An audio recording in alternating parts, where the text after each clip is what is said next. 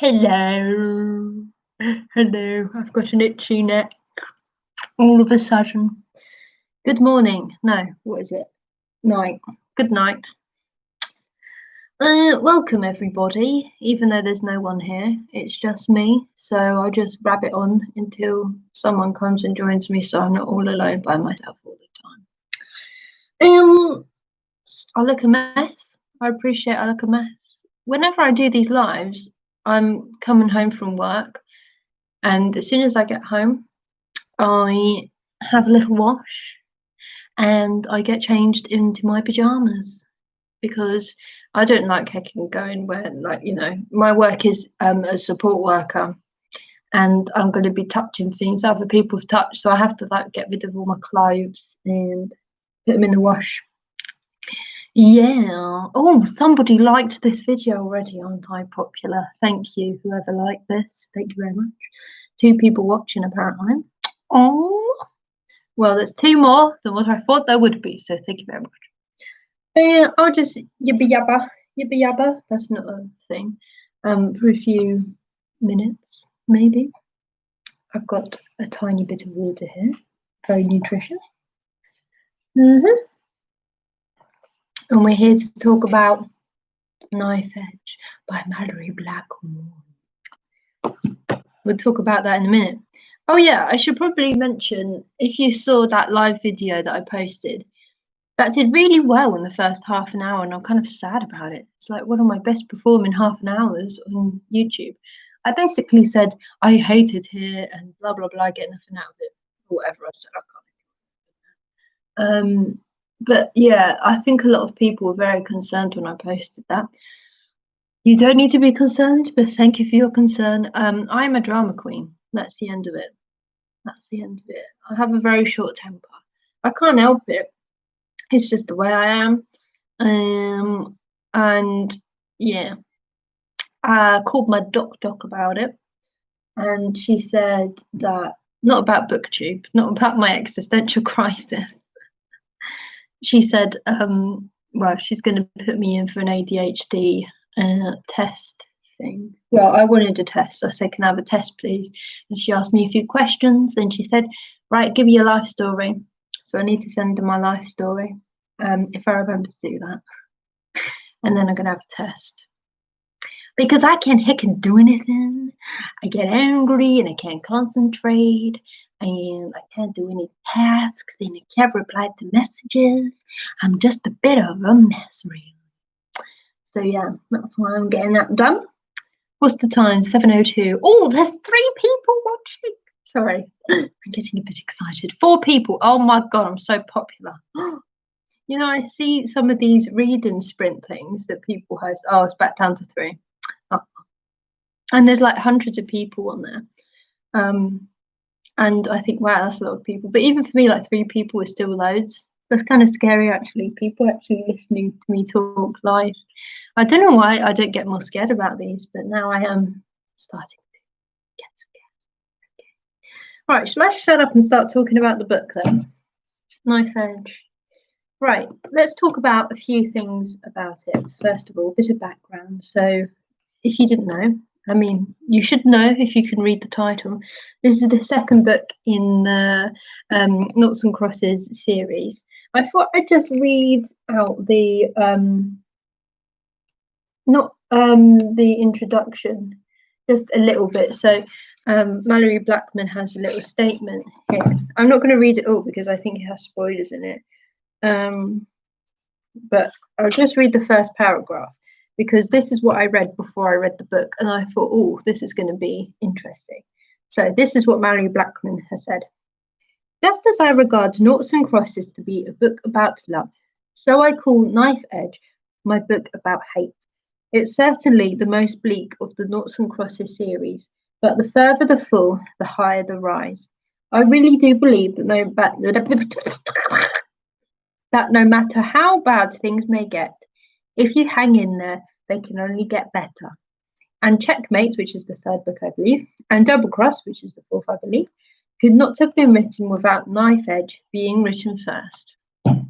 So that's what I had going into this book. I thought, oh, it's going to be miserable. And well, I'm gonna heckin' spoil everything because I'm assuming everyone's read it. Knife edge, big heckin' knife. I thought someone was gonna get stabbed. I don't know if that's just me. I thought someone's gonna get stabbed. So I was waiting for someone to get stabbed, but it never happened. Did someone get stabbed? I don't heckin' remember. Knife edge comes in once in the book, and that's when Jude is saying he feels like his life is on a knife edge. But yeah, this is obviously a very tragic book. But it's just the first impressions that I got before I even started the book I thought was interesting.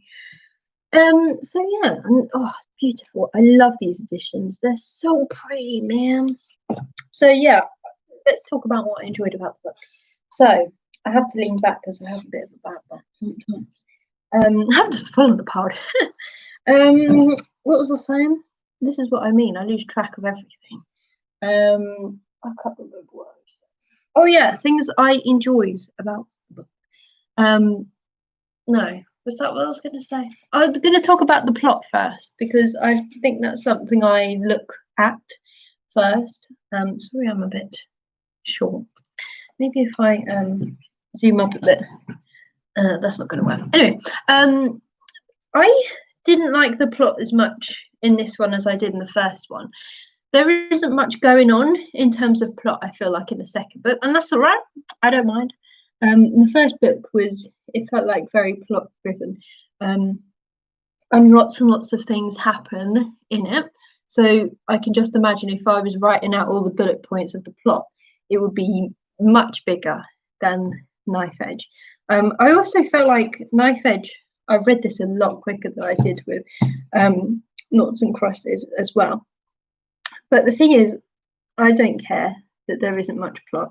I think the plot was really interesting, and it wasn't the way I thought it was going to go. So Seffi having her baby, I was kind of expecting that to happen. But everything else I was a bit heckin' surprised by. So the fact that her baby nearly dies in the beginning, that's a bit terrifying. That's a horrible thing to happen to someone. But the fact she joins the band, I'm like, what on earth? I did not see that coming at all.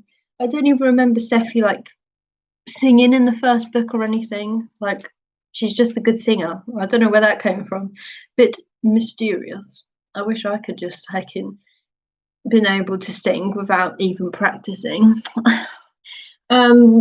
So yeah, I thought that was really cool. And Jude, I was kind of expecting that from Jude as well. I knew Jude was in this perspective because I read a bit. I think there was like a chapter or something at the end of the first book with Jude's perspective.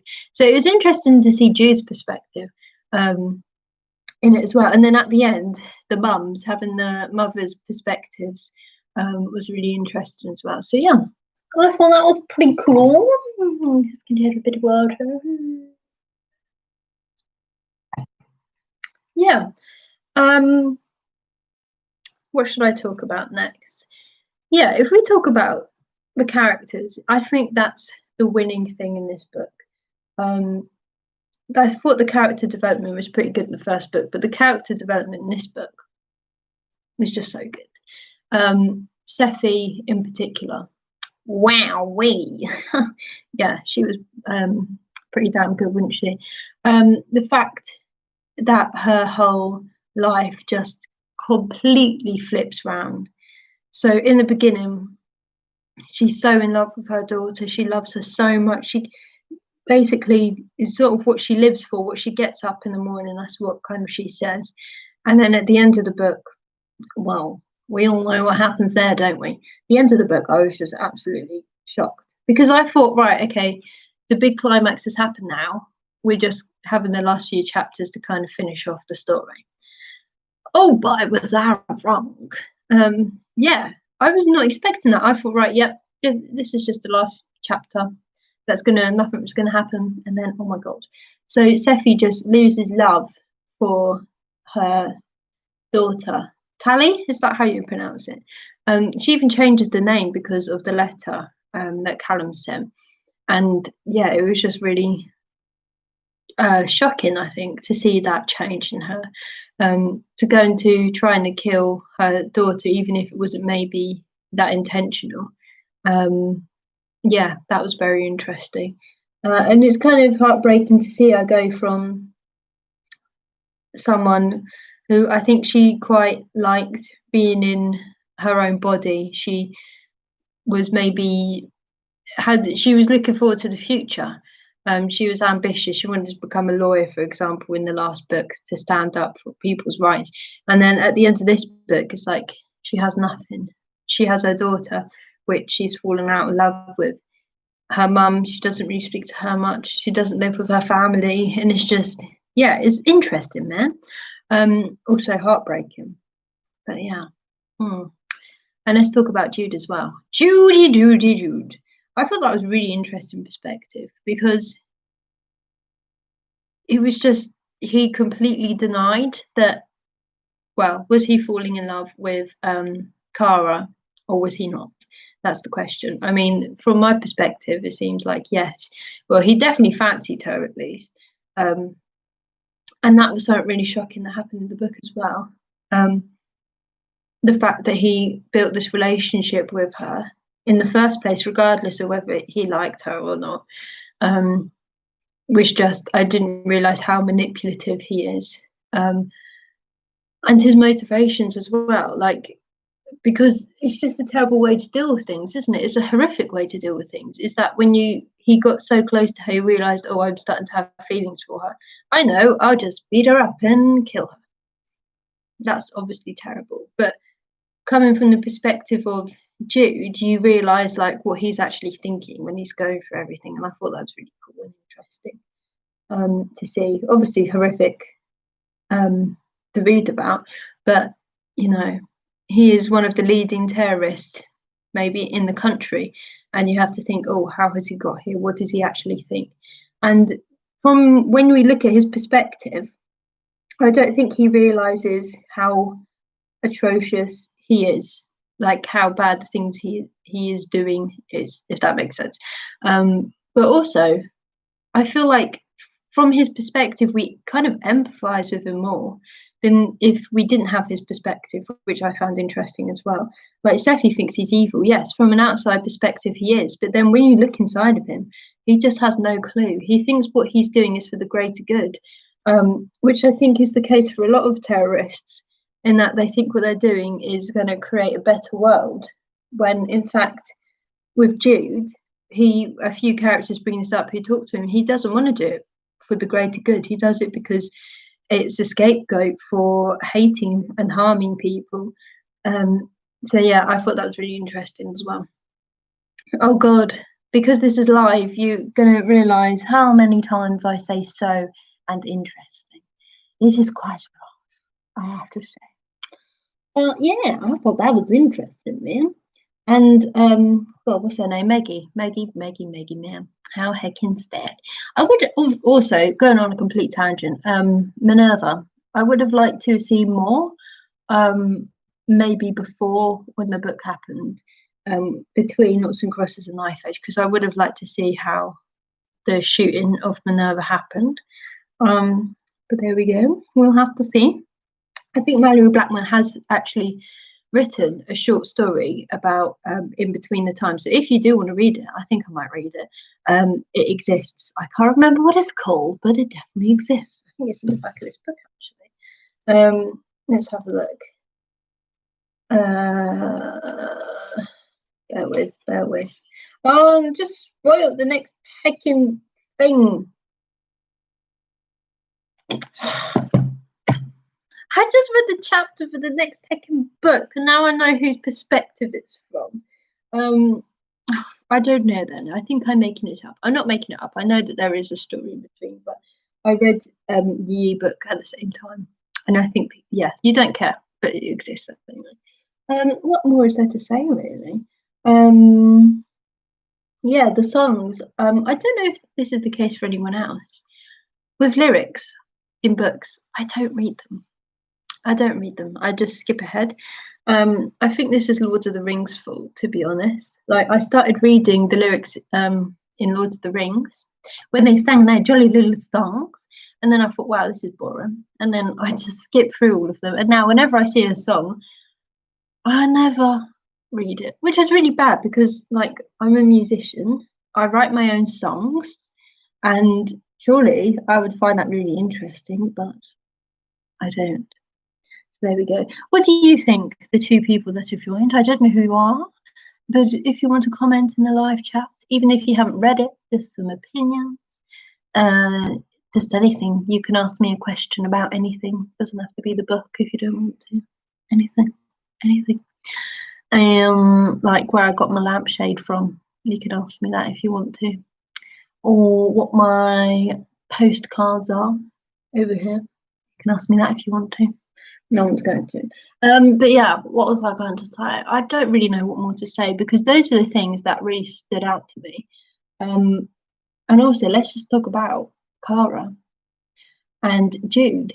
Like at the end, Jude, manipulative. How can he just say all those things and lie? I think what Malorie Blackman's trying to do is that this is what Jude is trying to convince himself of, that he didn't kill her. He doesn't want to admit he kills her.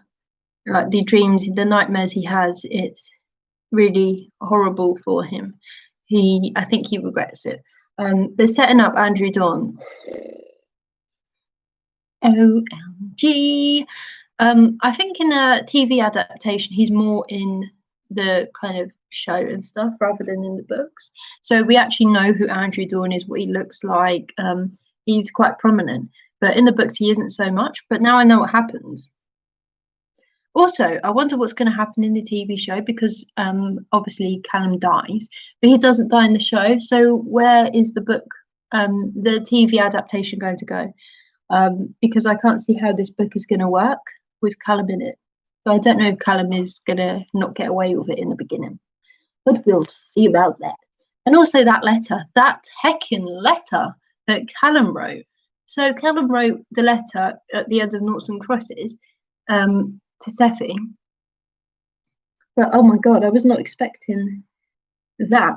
So he's obviously, well, not obviously, this is what I think anyway. He's written that because he does still love her, but he wants Seffi to forget about him. But oh, why have you done that, Callum? What a stupid idea. Because now Seffi, well, we've seen what Seffi's like. She's lost her love for life. She's sort of given up on everything. And I don't think that's what Callum was aiming for.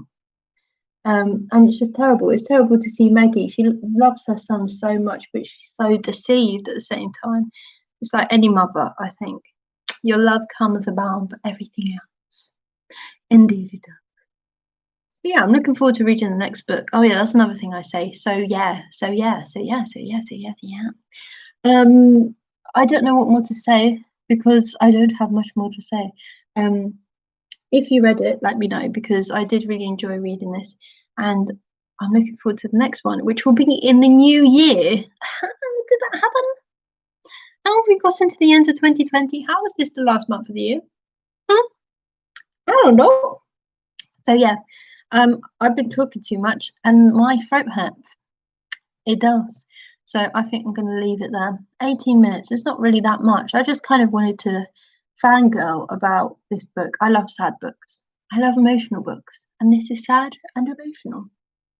Yes, it is. Also, I can't remember what Seffi does in terms of her school. Does she just leave school? I can't remember what happened now. So if you leave a comment, that'll be good because I can't remember. Yeah, I don't think there's much more I want to say apart from how slimy Minerva is now as well. But yeah, in the next book, let's talk about the next book. What I hope to happen. I'm just going to call it now. I see a romance forming between Jude and Seffi. I'm just going to say it. There we go. Oh, wait, no, but Jude's going to be in prison. I reckon this is going to be set in a few years' time. Well, I already know it's going to be set in a few years' time for reasons I will not say here. But yeah, and I hope that Jude sees the light. I hope that he realises what he's done is bad and that he changes his ways. I hope that Seffi is happy again. Well, Malorie Blackman says it gets better from here. So hopefully we'll see some more optimism in the next book. And thank you for joining me, people. I've enjoyed doing this live. I'm a bit weird because I'm really tired, and a bit hungry and thirsty, and just, you know, human needs. There we go. Thank you very much for watching, and I'll see you in my next video, which I think I'm in the mood to make more videos, which is a good thing, isn't it? So I don't know when I'll be uploading, but we shall see. And thank you very much for watching, and goodbye. See you later. Guten Tag. Not guten Tag, but goodbye. Thank you. I can't end it. This is awkward now, isn't it?